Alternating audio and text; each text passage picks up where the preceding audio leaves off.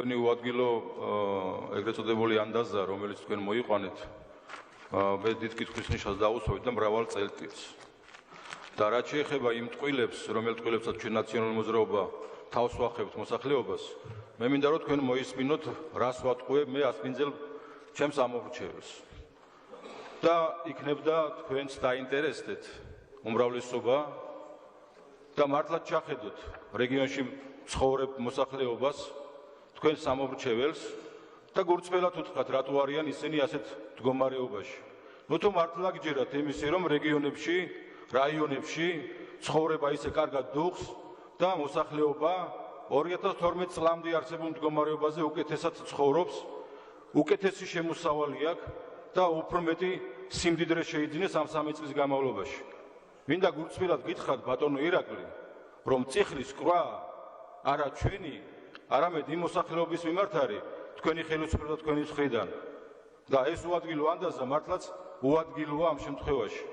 მე გირჩევდით უმრავლესობას და ურჩევდი მთავრობას, რომ გამოყოს თავისი შენობებიდან, წაბრძანდეთ ბატონო უმრავლესობის წევრებო, ჩაბრძანეთ რაიონებში და მართლა ჩახედოთ იმ გაჭირებულ მოსახლეობას და იქნებ რამე იმედი მაინც მისცეთ მათ, რომ რაელით მომავალ მე-4 წელს თქვენი ხელისუფლების პირობებში. უბრალოდ სირცხვილია, როცა აქ ვისმენ იმ ტიპის განცხადებებს და ასეთი თვითკმაყოფილი უმრავლესობა და ასეთი თვითკმაყოფილი ხელისუფლება ნამდვილად ვერ არგებს ამ ქვეყნის მომავალს. 3 წელია რაც აქ ბრძანდება ჩემი კოლეგა ასპინის რაიონიდან ბატონი თემური და არ მომატყუებუნებს, რომ ასპინის რაიონში არ ვთქვათ ისე კარგად არის საქმე, როგორც თქვენ გონიათ. 3 წელია ვიხვეწებით და 3 წელია ენერგეტიკის მინისტრმა ელემენტარული გაზიფიცირების პრობლემა ვერ დაასრულა ერთ პატარა დაბაში.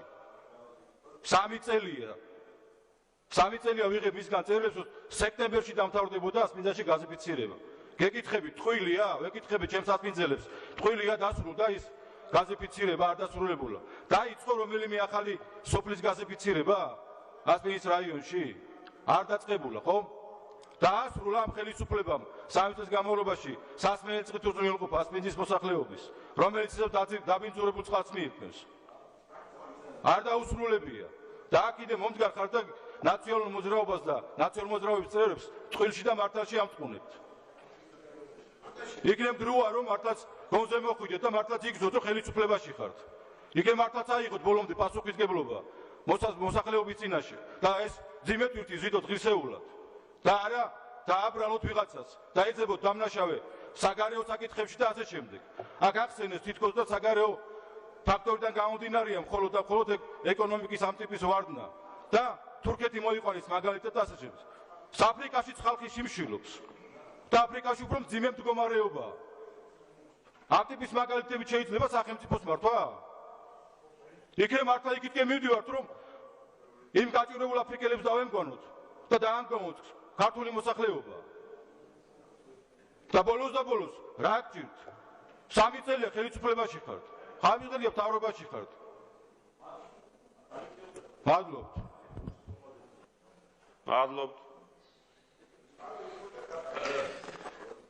გადავდივართ დღის წესრიგით განსაზღვრული საკითხების განხილვაზე. პირველი საკითხი